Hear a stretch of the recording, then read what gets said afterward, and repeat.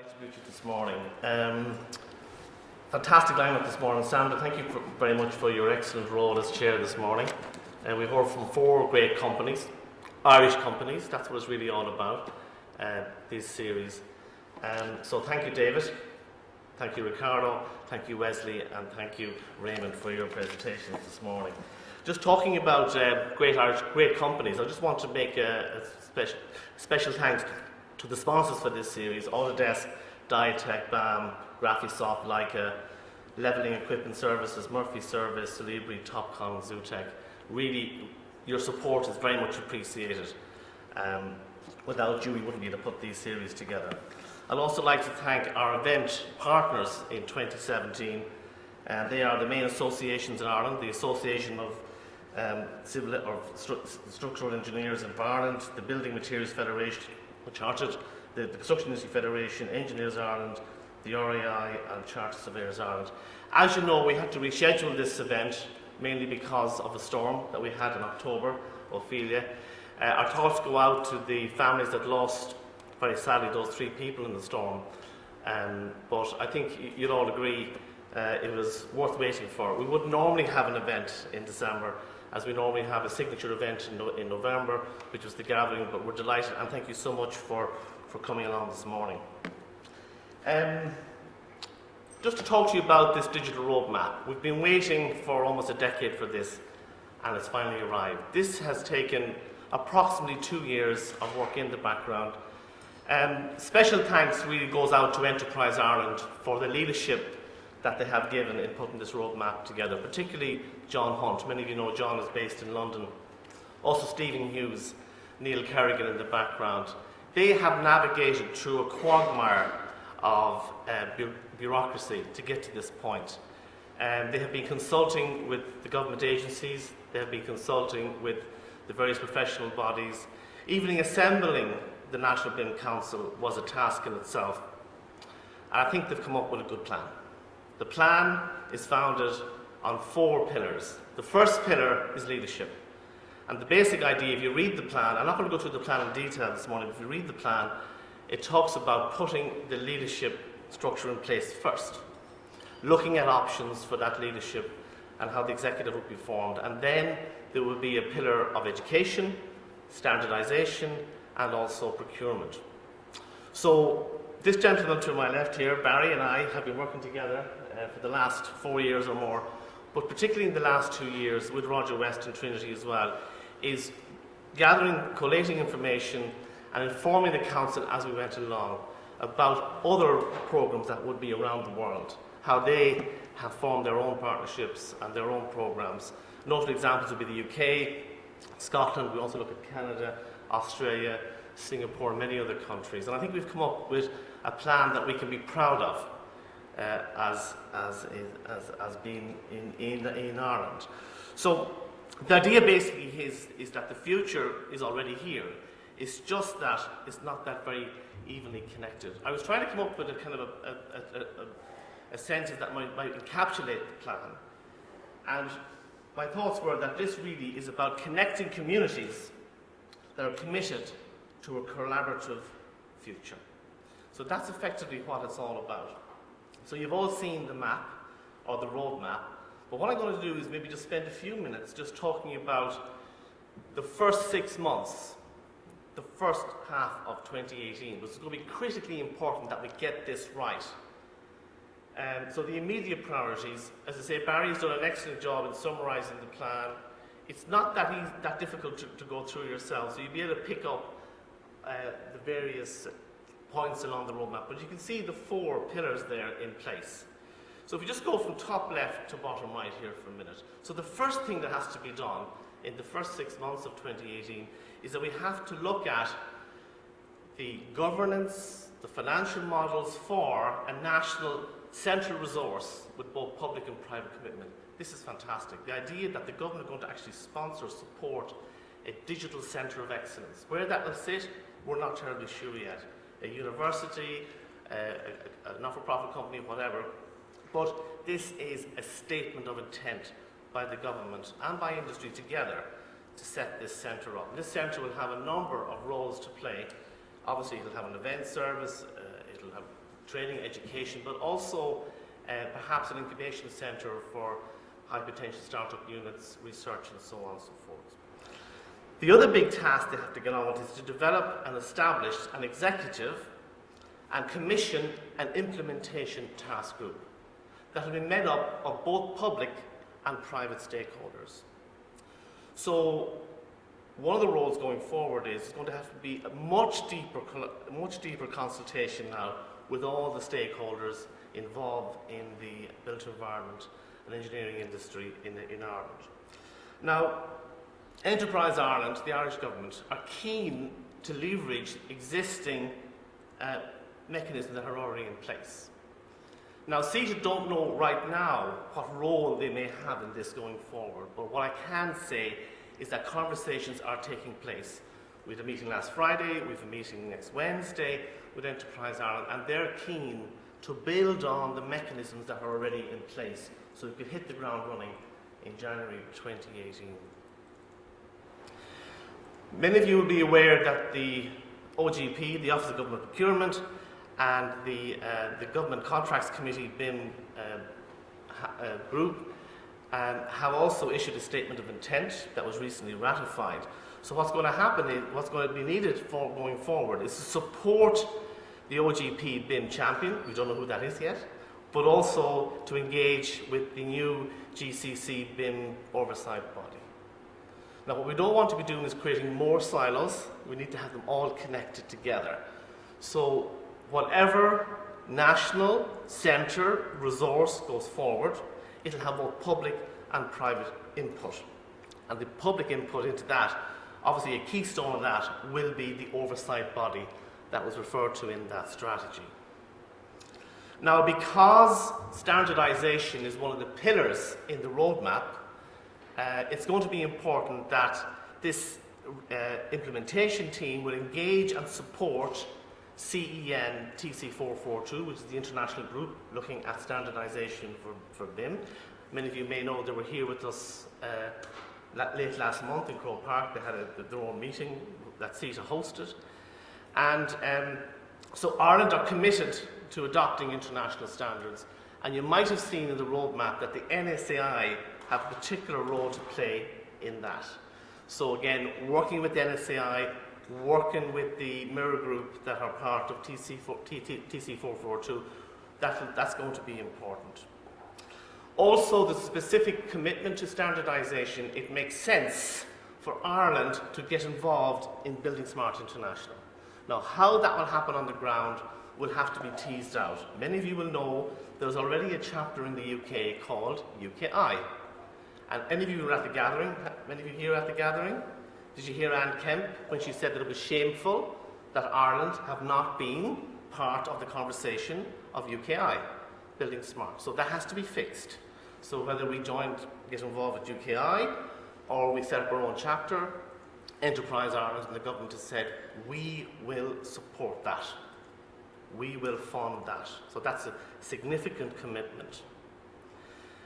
Also, there's, which is great to see as an educationalist, and Barry also, it's great to see that, that the roadmap is committed to education, but also the establishment of a national BIM educational task force, not another group. But I suppose you heard of BAFI, which is the BIM Academic Forum for Ireland, so this will become the task force.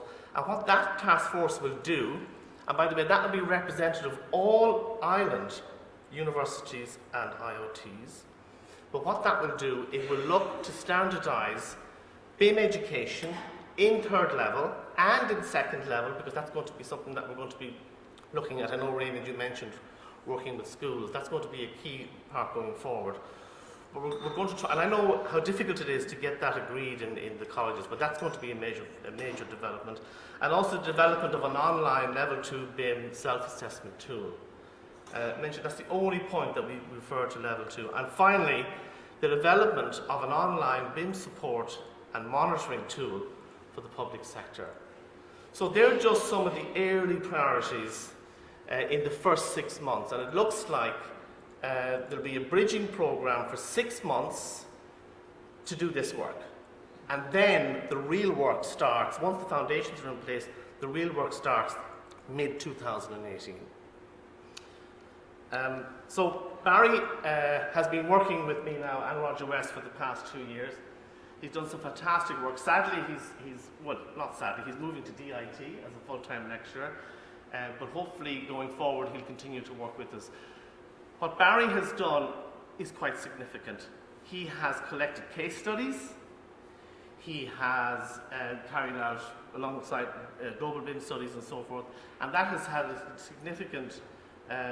significantly assisted the National BIM Council going forward. So Barry, you might just bring us through the key findings that you found. Thanks, Alan. And thanks for the kind of words, because I'm leaving. I know. Well, I'm not leaving, I'll still be involved in the phase 2 in some capacity, if there is, please God. The first slide I have up here is it's a contribution the BICP has made to this roadmap in regards to the research that we've done. And there's been different strains. The first one that we had to do was a global BIM study. And what we did was we analysed what constitutes a successful BIM programme internationally. And we came up with a number of different pillars. And within those different pillars, we put them forward to the NBC, and they said, this is great, fantastic. Now where we are within the country in respect to this. So the BIM in Ireland 2017 report looked at this specifically. And within there, we were the first, I suppose, research organisation to put forward a macro maturity study of BIM in Ireland to say exactly where we were in regards to policy, education, standards. Moving forward then, we have created a matrix, a complex change matrix, where the NBC asked us, well look, could you look at what constitutes vision within the public sector, within the private sector, within the HEIs, the local authorities, and establish the IT required for that, the skills, the resources, and so that kind of constituted that part which is all within the roadmap. An important part of all this, an important part of the BICP for the end of this programme was to take all this information, this cauldron of information, these focus groups, these interviews, these surveys, the open-ended requests, and get them all and put them together and come up with what is the singular messages or what are the key themes. So we used a research methodology called thematic analysis. And it's exactly what it says in the tin. We went across all of the research we performed since day one to establish what the key themes were.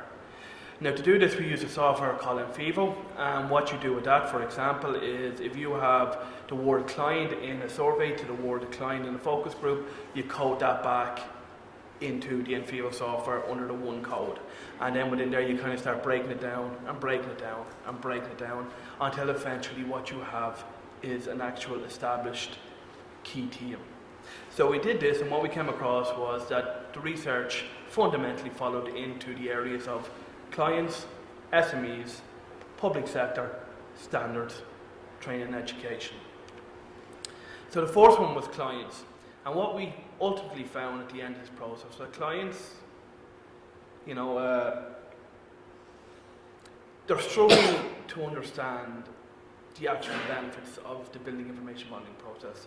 Do you understand the visual context, the rendering, the walkthroughs? That's not alien to them, they get that. But as far as the operational benefits, the facilities management modelling integrated into your CAFM systems, it's lost on them. They're not understanding this. And most of the recorded benefits are within this area, yet they're not seeing this. They're not fully understanding what a level 2 process is involved, and what they're crying out for is guidance and understanding and further education, especially the upper management side of it.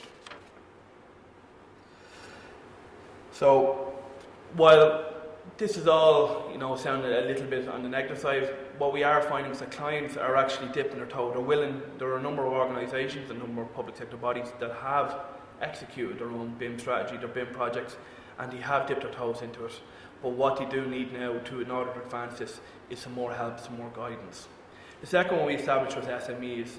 And what we finally found with the SMEs is that there is a concern internally within their organisations, what also within the industry, that they might not be able to have the capacity to contend.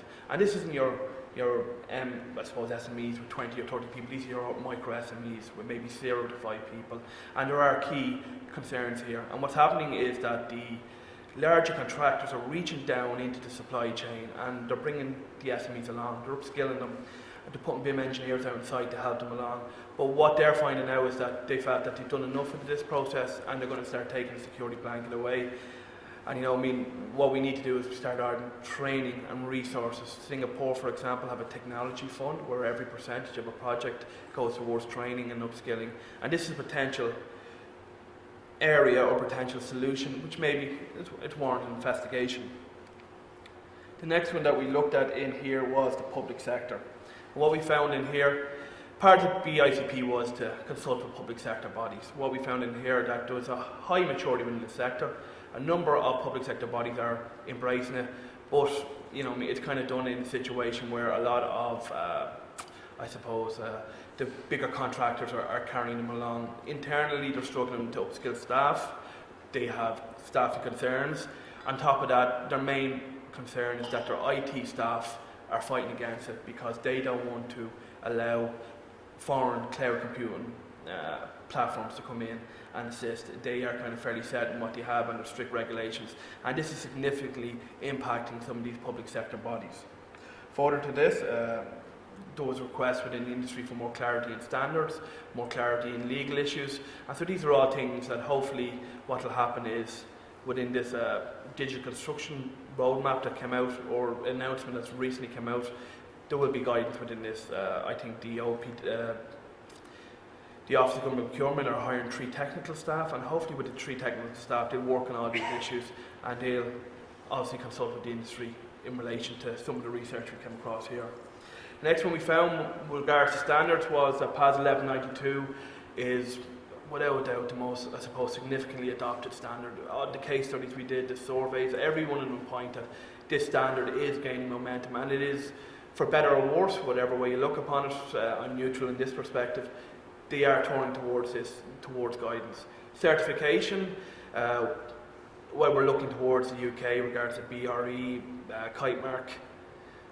Internally, what they would like to see is the NSAI work towards this, but it is something that's becoming more of an interest, but I suppose we're just not mature enough at this section to kind of have the SNSI to, validate one. So whether one way they want to see agreed standards, they want to see guidelines developed, what they would like to see is the individual professional bodies come up with BIM handbooks to assist with their professional guidance. And if these are to be created, they have to be simple, easy documents that can be digested and easily disseminated. And the final one that I looked at in here and what came back was training and education. And what we're finding out is that there is a significant in-house training going on with the bigger contractors. They have Autodesk enterprise agreements. They have the capacity to train internally, and what they can do then is create CPDs in relation to each project, and they can put it forward out to, external training. The SMEs are struggling to come into this because there is concerns that, training costs are a significant barrier. What they've also looked at is specific training towards upper management, which has helped massively with them. And so what a key thing is training upper management in regards to accepting these processes, understanding how they can go along with the change, and obviously within the SMEs, these programs aren't in place. So, there are good reactions that way. The HAIs, what we found was that, they are quite mature, they have adopted, they have implemented BIM programs into their modules. Some of the barriers they're facing are IT issues and staff as well. Other issues are, hardware and software, and some of the calibre of staff of students coming through because of the recession is still impacting them in regards to, trying to kind of get them to kind of uptake within this area. And the final thing that we looked at was particular training demands that came back. And while it came back, there's a request for an e-portal system, which such as the Scottish Future Trust, more case studies, more reports, and maybe a specialist advice, non-neutral, that can go out to these different companies and sit down with them and help them. And that key question is, which always comes back, is where do we start? How do we create a BIM implementation program? Where does it all begin? So this special advice will be targeted key towards that, and there are international bodies out there who offer this kind of service as well as internally within Ireland. So I'll just pass back to Alan, who's going to go through his commitments to the roadmap in 2018. Thanks very much, Barry. So as you can see, the work that Barry and I and Roger have been doing over the past few years have really shaped and molded this particular roadmap, and we're very thankful to be given the opportunity to do this work, and we are hoping that 2018 to 2021 there could be additional opportunities for us going forward. Just to say, we are, to use a term within the roadmap, in a period of transition now. The roadmap is now published, it has to be operationalised, but there's proposals to be put together. But I would like to thank the members of CETA, the sponsors of CETA, in writing letters of support in recent weeks. We did put in a proposal to Enterprise Ireland to look at, but there'll need to be additional work done on that. But going forward, big message here is CETA is wholly committed to this roadmap. So what we're going to do, top left to bottom right, let's just start with the Smarter Building Series. We're going to continue the Smarter Building Series in 2018. We hope many of our sponsors will join us on the journey in 2018 as well. And we're going to host the events in this location, I believe, in the Royal College of Physicians. And our first event, I believe, is in the end of January. We're also going to continue to build on and build additional momentum with the Tech Series. We believe that technology actually would be one of the key themes in 2018. Because we'll be having a showcase product event in November, the CETA BIM Tech event, where technology companies will be given the stage, as opposed to a conference. Conference will come in 2019. Also, the CETA regions are going to be a key point in 2018 as well. We recently spoke to many of the region contacts, and actually, if you read the roadmap, there's a commitment in the roadmap to diffusing this innovation out to the regions and support the regions from Kilkenny down the west coast, south, central, in Athlone. We need to really work with these regions. So they'll be running their own series as well in 2018. Also, we're going to run a signature event in November during Science Week, which is about technology. So it's going to be a similar type event maybe to Digital Construction Week in London, but it'll be a smaller scale. And we'll be announcing further details on that. We're also, I believe, got approval, I think this week, from SkillNets that we have now funding for a new program, CETA Professional Certificate for Open BIM. And this is our commitment to Open BIM. And this is something that Building Smart have developed, and this is something that we are committed going forward. This will tick that box. This will tick that box that is the standards pillar in the roadmap. As I say, we're going to be funded again in 2018, so special thanks to Suzanne with all her other commitments. She's put together a fantastic program to SkillNets, and I think it's just the 10th year of funding, 9, 10, it's not far off. I think we're one of the longest established SkillNet programs anyway, so that's great to see that, and more news on that going forward. Because the National BIM Council really liked, and you as our members liked the two main reports we did in 2017, the Global BIM Study and the Irish BIM Study. We're going to do one for 18 as well. So we're going to move it on, and what you'll see is more clients, more innovation, more companies, and more BIM stories going forward. So we're going to publish those again. Also, we're going to extend the Digital Transition Survey for 2018. Currently, we have a sample of 100 companies, the top 100 CEOs in Ireland. We're going to extend that twofold, possibly threefold, and get many more clients involved as well in that. So we can measure and monitor how digitally competent our country is becoming as an industry. And also, we're going to continue collecting case studies, so Páirc Uí Chaoimh, other case studies, we want to hear from you. And ongoing stakeholders, or consultation with all stakeholders. Now we're talking about all stakeholders here. We're talking about the professional bodies, we're talking about companies, we're talking about universities going forward. So the industry and Enterprise Ireland, the roadmap is about consultation. If we don't get this first 6 months right, we're not going to get the impact, which is 20-20-20. 20% saving in delivery time, 20% increase in exports, 20% reduction in capital costs. They're going to have to be monitored. So, not to read this out, but this is quite an important statement. This is about connecting the dots. This was a term that Ralph Montague used. Ralph isn't here with us today, but Ralph is another person I'd like to send out special thanks to. He's been behind the scenes, pushing, encouraging, motivating us to go forward. And really, we've got to get down into the trenches and talk to all of the professional institutions at the highest level so that they have a commitment to collaboration. In the roadmap, you would have seen that all the professional institutions have now got a responsibility to ensure that as they certify competent architects, engineers, surveyors going forward, that they have standard competencies in their professional makeup of their training. So connecting the dots, a big challenge for us going forward. So sorry, you may not see this, but I'm difficultly seeing it myself, but this is CETA's programme for 2018. We have 6 events. The first one is going to be driving digital transformation of the Irish AEC sector. Enterprise Ireland will speak. We may have an example of an international speaker coming as well. We're going to move on then in March to look at achieving a collaborative commitment. So we may well have a signed commitment from all the professional institutions going forward and a joint message from perhaps the Construction Industry Council of Ireland. We're then going to move into looking at open standards. So maybe at that stage, by May, we may have sorted out this Building Smart International Challenge. Are we setting up our own chapter? Are we going to join the UKI chapter? We'll have that message there, and hopefully we'll have Anne Kemp possibly back over in Ireland for that. Moving from paper to data. This is a big challenge for the public sector. Digital planning, digital building control, digital fire certification. You know, we're talking about BIM for housing, BIM for infrastructure. So how, in 6 months, how advanced, has the government started to move from paper to data? And again, that's one of the pillars in the roadmap. Also, moving into September, then we're talking with the next generation through BIM.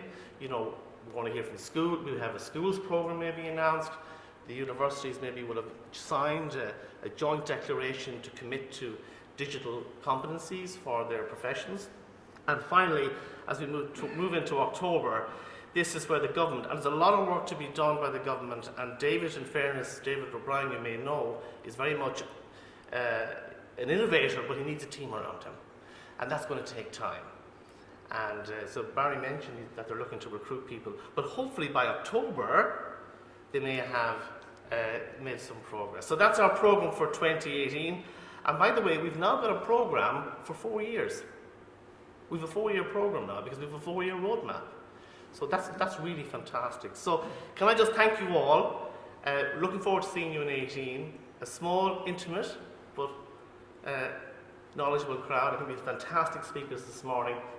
We'll have more news for you, hopefully by the end of January, exactly what's going on. But it's been a great year, and the roadmap has been the best Christmas present I could ever get. Thank you so much. Thank you.